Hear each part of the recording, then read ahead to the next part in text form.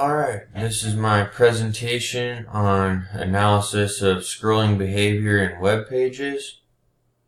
My research study on scrolling on long scroll websites.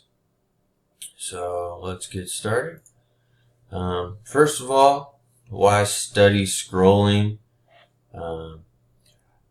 What got me interested in studying scrolling was mostly that seeing so many recommendations from people like Jakob Nielsen saying that scrolling wasn't a good idea, that you needed to minimize scrolling, and that you needed to place all your most important information above the fold on your website.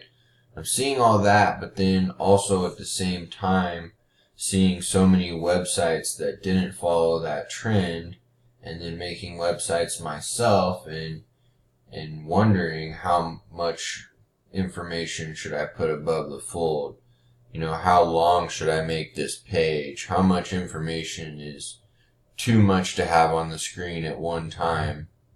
That all just got me thinking about this. So I think that scrolling is a behavior that people have really been learning how to do through the course of our lifetimes, and didn't exist in or wasn't used a lot before then. And so I think also recently with the invention of smartphones, scrolling has really become even more important with smaller screen sizes, and I think that another thing that's played a big impact in helping scrolling become more popular and common and easy is just the buttery smooth swiping based scrolling that was invented by the iPhone. But in any case, a lot more websites these days are using the long scroll format, which is basically when you've got a really long web page with kind of a low information density where you have to scroll a long ways to see all of the information. And a lot of those websites have like a single page format where the whole website is on one page. And so, is that a bad idea? And are there ways that we can improve upon that design? So can it be done better? Studies have been showing that more and more people are accepting scrolling. People are becoming more familiar at it, so they're becoming better at it. But an interesting finding is that even though scrolling is becoming more and more common, and I would argue that pagination, where you're dividing information into small pages instead of putting it in a long scrollable page, that has not been becoming more common yet. Several studies show that pagination is better than scrolling in several aspects, and one of those reasons is because with pagination, people form a better model in their head of where the information they've already seen is located at, and so they have an easier time getting back to it.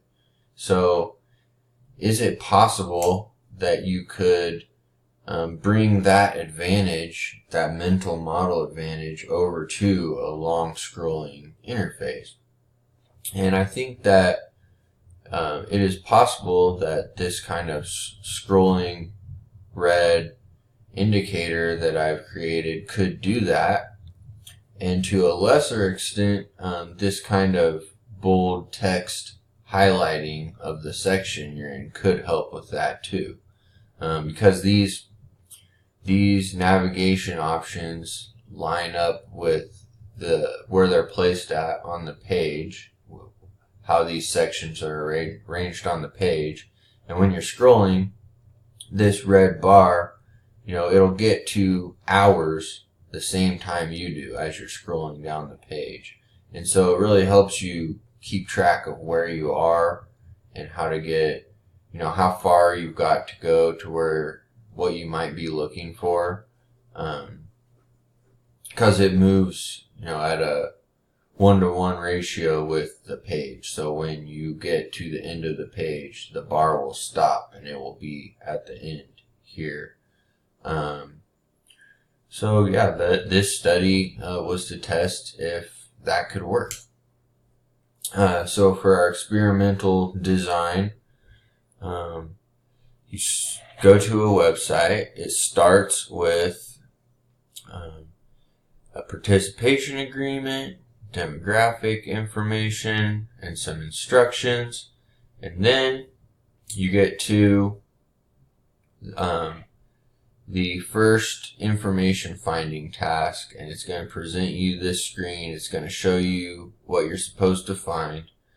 When you hit begin, the timing starts. It starts tracking your scrolling, and as you scroll down looking for whatever it was that it told you to find, it'll track you, and once you find it and tap on it or click it, the timing will stop and it'll take you to the next search task. And so this process will be completed 4 times, and you are assigned like a random order when you begin. So there's 3 versions of this navigation bar.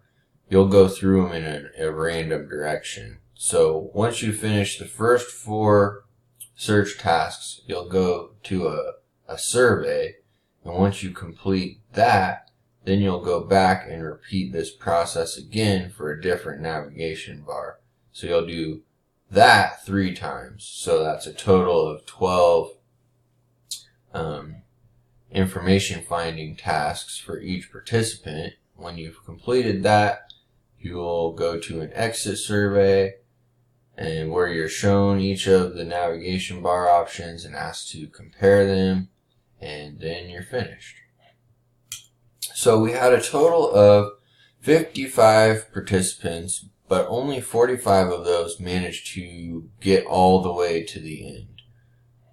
For whatever reason, maybe they got bored and quit, maybe they were confused, I don't know, but they didn't finish.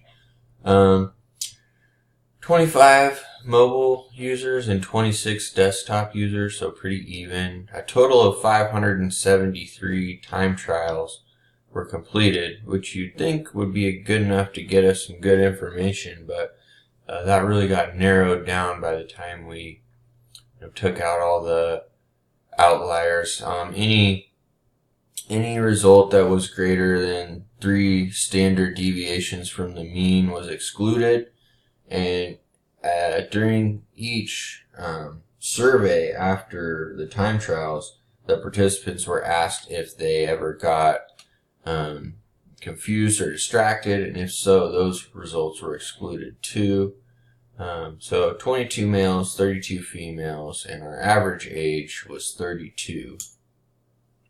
All the users reported pretty heavy use of internet. None of them were inexperienced at all. So here's our time trial results. I did it overall and broke it down by mobile only and desktop only. The time results are in milliseconds, and up, down, and total distance are in pixels. You can see it looks like there could be a difference between version 2 and version 1, but with the uncertainty here, it ends up being not too great. Continuing, using univariate ANOVA between time and version, we see that none of these results were actually statistically significant.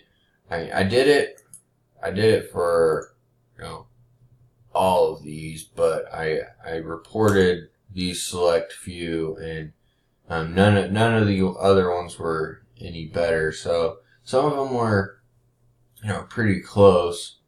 0.078 is close to 0.05, but nothing was actually significant. 0.063, that's pretty close too for the up-down ratio, but just not close enough. So it's possible that we really needed a bigger sample size to really demonstrate a good solid benefit from using these extra navigation features.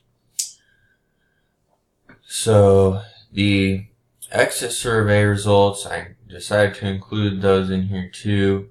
The other survey results were kind of less telling. They weren't as useful. There wasn't really any huge takeaways from those, but probably the most useful takeaway from this is that version 2 and version 3 were fairly evenly split. People didn't have like a very strong preference, I guess, between the two, but the least chosen by far was version 1. So people, and this is the general impression I got from the comments at the end where I asked people how they chose their favorite, and from the other two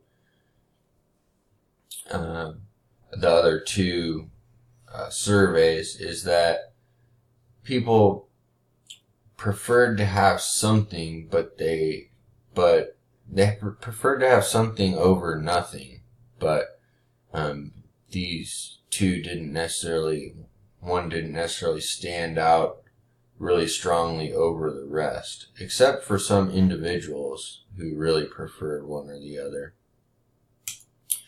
So the conclusion, we just can't determine conclusively, unfortunately, whether or not version 2 or 3 with the extra navigation features provide any benefit over version 1 in the information finding tasks.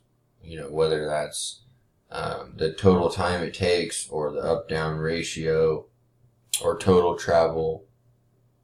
The data, there's just not enough significance there. So it did seem like users really did prefer version 2 or 3 over version 1, all factors considered. So it might still be a good idea to include some of those design features in a website if you're a designer.